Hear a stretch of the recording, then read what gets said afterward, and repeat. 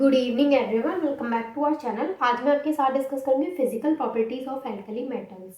ये जो हमारा चैप्टर चल रहा है वो है एस ब्लॉक एलिमेंट्स, और एस ब्लॉक एलिमेंट्स में ग्रुप 1 और ग्रुप 2 के जो एलिमेंट्स आते हैं उनका इलेक्ट्रॉनिक कॉन्फ़िगरेशन मैं ऑलरेडी आपके साथ प्रीवियस वीडियोज़ में डिस्कस कर चुकी हूँ।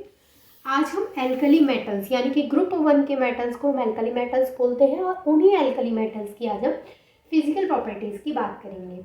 तो अगर आपने वो प्रीवियस वीडियो नहीं देखी है जो कि इंट्रोडक्शन वीडियो है, तो आपने वो नहीं देखी है तो प्लीज़ जा करके पहले उन्हें देख लीजिएगा, ताकि आपके जो भी डाउट्स हैं एल्कली मेटल्स क्यों बोलते हैं, उनको अल्कलाइन मेटल्स क्यों बोलते हैं, वो सारी चीज़ें आपकी क्लियर हो जाएंगी। तो मैं जो भी चीज़ डालती हूँ एक सीरीज डालती हूँ, तो अगर आप स्टार्टिंग से देखेंगे तो सारी चीज़ें आपको अच्छे से क्लियर हो जाएंगी। तो चलिए स्टार्ट करते हैं physical properties of alkali metals. तो फर्स्ट ऑफ ऑल मैं आपको बता देती हूँ कि जो ग्रुप 1 के हमारे मेटल्स हैं उनमें कौन कौन से मेटल्स आते हैं। तो उनमें आता है lithium, sodium, potassium, rubidium and caesium. ये मेटल्स हमारे ग्रुप 1 में आते हैं और इन्हीं की हम फिजिकल प्रॉपर्टीज़ की यहाँ पे बात कर रहे हैं। ठीक है, तो सबसे पहले अगर हम इनके कलर की बात करें तो ये सिल्वरी वाइट कलर के होते हैं। ठीक है, अगर इनके स्टेट की बात करें तो ये सॉलिड स्टेट में होते हैं, यानी ये सॉलिड होते हैं और सिल्वरी वाइट कलर के होते हैं। नेचर में ये जो मेटल्स होते हैं वो बहुत सॉफ्ट होते हैं, हम इनको नाइफ की हेल्प से कट कर सकते हैं, यानी ये जो मेटल्स हैं उनको नाइफ की हेल्प से कट किया जा सकता है, ये नेचर में इतने सॉफ्ट होते हैं। ठीक है, अगर हम इनकी लस्टर की बात करें, लस्टर मीन्स शाइनिंग, यहाँ पे जो लस्टर वर्ड यूज हुआ है उसका मतलब क्या है कि शाइन।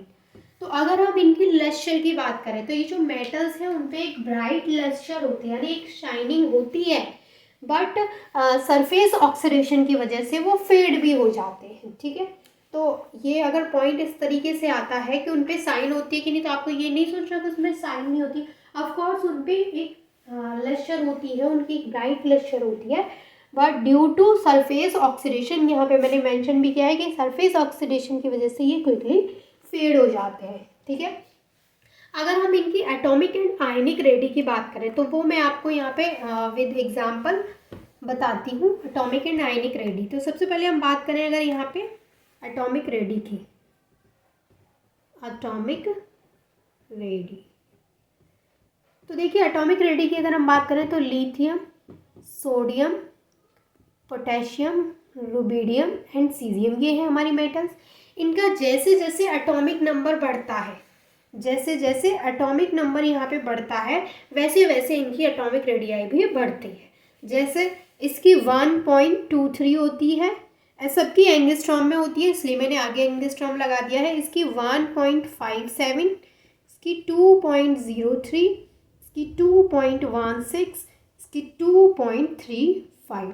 तो यहाँ पे ये 5, तो यहाँ पे कहने का मतलब क्या है कि जो जैसे जैसे इनका एटॉमिक नंबर बढ़ रहा है, जैसे लिथियम से सोडियम, सोडियम से पोटेशियम, पोटेशियम से रुबिडियम एंड देन सीजियम, वैसे ही इनकी जो एटॉमिक रेडियाई है वो भी क्या कर रही है, इंक्रीज कर रही है। ठीक है, अगर हम आयनिक रेडियाई की बात करें, आयनिक रेडियाई की, अभी हमने एटॉमिक रेडियाई को देखा। ठीक है, अगर हम आयनिक रेडियाई की बात करें वो भी एंगस्ट्रॉम में ही है, तो ये भी क्या हो रही है, ये भी इंक्रीज हो रही है। जैसे इसकी मैं आयनिक रेडियाई की बात करूँ तो 0.60 है, अगर हम सोडियम की बात करें तो 0.95 है, पोटेशियम की 1.33 एंड रुबिडियम की 1.46 एंड देन 1.69 सीजियम।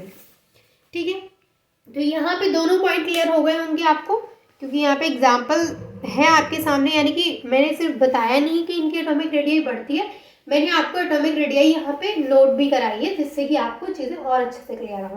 तो इनको नोट कराइए तो आपको ये याद भी होनी चाहिए कि किसकी कितनी होती है, क्योंकि एग्जाम के पॉइंट ऑफ व्यू से ये इंपॉर्टेंट होती है। कभी भी किसी पे भी MCQ बेस्ड हो तो बहुत ज़्यादा डिटेल में पढ़ना पड़ता है, और अक्सर इनसे क्वेश्चंस बन ही जाते हैं। तो एटॉमिक रेडियाई जो है इसकी, जैसे आपने देखा लिथियम की 1.23, सोडियम की, तो यहाँ पे क्या हो रहा है, एक इंक्रीमेंट हो रहा है। यानी अगर हम बोलें कि टॉप टू बॉटम हम इस तरीके से जा रहे हैं तो एटॉमिक रेडियाई और आयनिक रेडियाई क्या हो रही है, इंक्रीज हो रही है। ठीक है, समझ में आ गया आपको ये सारे पॉइंट्स? आई होप कि ये सारे पॉइंट्स आपको क्लियर हैं। अगर हम इनके मेल्टिंग एंड बॉइलिंग पॉइंट की बात करते हैं तो आप इसका स्क्रीनशॉट ले लीजिए, क्योंकि मुझे आगे भी प्रॉपर्टीज आपको बतानी है। देखिए, अगर हम इन मेटल्स के मेल्टिंग एंड बॉइलिंग पॉइंट की बात करते हैं तो उसमें क्या चेंजिंग आती है वो भी देख लेते हैं। मेल्टिंग पॉइंट और किसका देखना है हमें, lithium, sodium, potassium, rubidium and caesium, यही हमारी मेटल्स। अगर हम इन सभी के मेल्टिंग पॉइंट की बात करें तो हम यहाँ पे बात करेंगे डिग्री सेल्सियस में, ठीक है। तो देखिए जो लिथियम है उसका जो मेल्टिंग पॉइंट होता है वो होता है 108.5 और सोडियम का होता है 97.8, पोटेशियम का होता है 63.7, रुबिडियम का 38.9 एंड सीजियम का 28.7। तो यहाँ पर अगर हम इसके मेल्टिंग पॉइंट की बात करें तो आप देखिए पहले हमें यहाँ पे दिख रहा है कि यहाँ पे 108 है, फिर यहाँ पे 97, फिर यहाँ पे 63, फिर यहाँ पे 38, फिर यहाँ पे 28। इसका मतलब अगर हम मेल्टिंग पॉइंट की बात करें तो मेल्टिंग पॉइंट एटॉमिक नंबर बढ़ने के साथ साथ क्या हो रहा है, डिक्रीज हो रहा है। यानी मेल्टिंग पॉइंट में क्या आ रहा है, यहाँ पे डिक्रीमेंट देखने को मिल रहा है। वहीं अगर हम इसके बॉइलिंग पॉइंट की बात करें, यानी अभी हमने जस्ट मेल्टिंग पॉइंट की बात की, अब हम बात करते हैं इसके बॉइलिंग पॉइंट की, वो भी हम डिग्री सेल्सियस में की बात कर रहे हैं, ठीक है। तो अगर हम इसके बॉइलिंग पॉइंट की बात करते हैं तो लिथियम का जो बॉइलिंग पॉइंट होता है वो होता है 1330, ठीक है। इसकी बात करें तो 892, पोटेशियम की बात करें तो 760, रुबिडियम की बात करें तो 688 एंड यहाँ पे सीजियम की बात करें तो 670 यानी 670। तो यहाँ पर भी अगर आप देखेंगे तो यहाँ पे 1330, 892, 760, 688 एंड 670। इसका मतलब क्या है कि जैसे हम टॉप टू डाउन यानी टॉप टू बॉटम, टॉप से बॉटम में जाते हैं, यानी लिथियम से जब हम सीजियम की तरफ जा रहे हैं तो melting point and boiling point दोनों क्या हो रहा है, दोनों में क्या देखने को मिल रहा है, डिक्रीमेंट, डिक्रीजेस, दोनों क्या हो रहे हैं, डिक्रीज हो रहे हैं।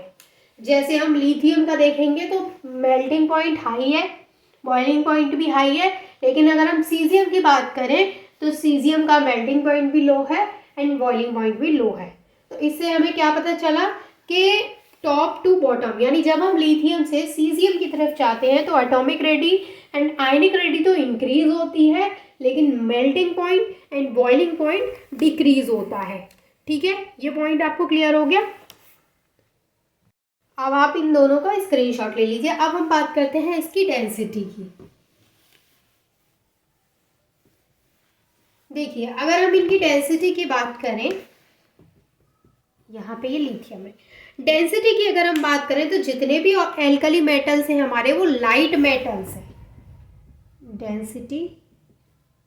डेंसिटी की हम यहाँ पे बात कर रहे हैं तो जितने भी देखिए हमारे जितने भी यहाँ पे मेटल्स हैं वो सभी लाइट वेट मेटल्स हैं। तो इनकी डेंसिटी जो होती है वो लो होती है, यानी इनकी लो डेंसिटी होती है। और जनरली होता क्या है कि जैसे हम लिथियम से सीजियम की तरफ जाते हैं तो इनकी डेंसिटी में भी क्या होता है, इंक्रीमेंट देखने को मिलता है।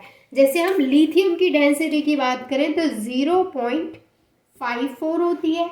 अगर हम सोडियम की डेंसिटी की बात करें तो 0.97, 0.86, 1.53 एंड 1.87, ये होती है हमारी डेंसिटी। डेंसिटी में हमें क्या समझ में आ रहा है कि जब हम डेंसिटी में लिथियम से सीजियम की तरफ गए हैं तो यहाँ पे इंक्रीमेंट हुआ है, इंक्रीज हुई है। तो समझ में आ गया, एटॉमिक रेडियाई, आयनिक रेडियाई और डेंसिटी, ये तीनों इंक्रीज होते हैं जब हम लिथियम से सीजियम की तरफ जाते हैं, और melting point and boiling point जो होते हैं वो डिक्रीज होते हैं। और सभी के मैंने आपको यहाँ पे वैल्यू भी नोट कराए जिससे कि आपको वैल्यू भी पता चल जाए, ठीक है। तो ये सभी थी हमारी यहाँ पे physical properties of alkali metals. I hope कि ये सारी फिजिकल प्रॉपर्टीज आपको अच्छे से क्लियर हो गई होंगी। इसकी जो केमिकल प्रॉपर्टीज़ है उनको मैं आपके साथ नेक्स्ट वीडियो में डिस्कस करूँगी। And I hope this is clear to all of you. If you have any doubt then you can ask me. अगर आपका कोई टॉपिक भी रह जाता है कि आपको उस टॉपिक पे वीडियो चाहिए तो वो भी आप मुझसे कमेंट करके मुझे बता सकते हैं कि आपको इस टॉपिक पे चाहिए और इस टॉपिक पे मैंने वीडियो नहीं डाली है। तो मैं पूरी कोशिश करूँगी कि जो आपकी डिमांड है उसके अकॉर्डिंग लेक्चर बनाने की। तो आई होप कि यहाँ तक तो चीज़ें क्लियर हैं आपको। कोई डाउट है तो पूछ लीजिएगा। And thank you so much for watching this video.